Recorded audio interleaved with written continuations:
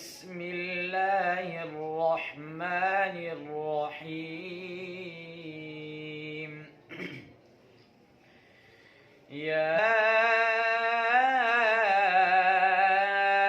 أيها الناس ضرب مثل فاستمعوا له إن الذين تدعون من دون الله لن يخلقوا ذبابا ولو اجتمعوا له وإن يسلبهم الذباب شيئا لا يستنقذوه منه ضعف الطالب والمطلوب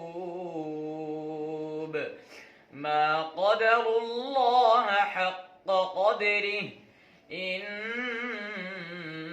الله لقوي عزيز صدق الله العظيم.